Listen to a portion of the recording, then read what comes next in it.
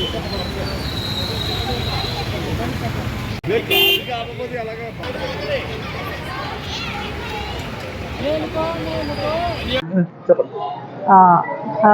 నమస్కారం అండి.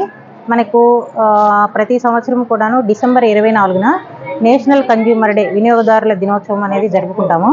ఇందులో ముఖ్య ఉద్దేశం ఏంటంటే, మనకి మొట్టమొదటిసారిగా 1986లో కన్జ్యూమర్ ప్రొటెక్షన్ యాక్ట్ అనేది పార్లమెంటులో డిసెంబర్ 24న చట్టంగా రూపొందించబడింది.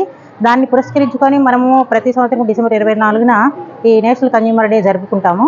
తర్వాత 1986 చట్టంలో మార్పులు వచ్చి 2019లో కొత్తగా కన్జ్యూమర్ ప్రొటెక్షన్ యాక్ట్ రూపొందించబడింది.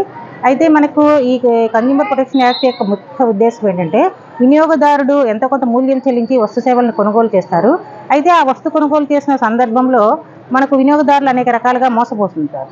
అందుకనుక ఆ మోసపోయిన పక్షంలో వినియోగదారుడు ఎవరిని ఆశ్రయించాలి, అసలు వినియోగదారుల హక్కులేంటి, మన వస్తువులను ఎంచుకునే హక్కు, భద్రత హక్కు, సమాచారం పొందే హక్కు, ఇలా మనకి వినియోగదారుల రక్షణ చట్టము అనేక హక్కులను మనకి 7 హక్కులను ప్రతిపాదించడం జరిగింది.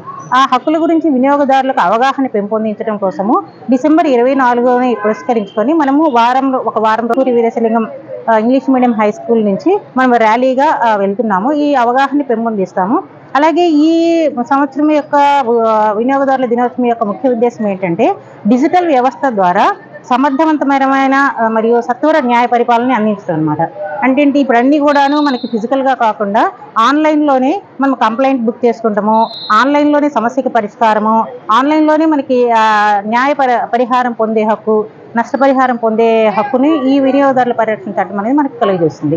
కాబట్టి ఇందులో భాగంగా మనము రేపు డిసెంబర్ 24న కూడాను ఇదే హై స్కూల్లో మనము డిస్ట్రిక్ట్ లెవెల్ కాంపిటీషన్స్ సెలబ్రేషన్స్ జరుపుకుంటున్నాము.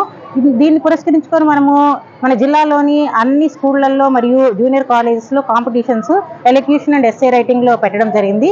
వారిలో ఫస్ట్ అండ్ సెకండ్ ప్రైజ్ విన్నర్స్కి రేపు మనము ఈ సెలబ్రేషన్స్లో మనము క్యాష్ ప్రైజ్ అనౌన్స్ చేయబోతున్నాము.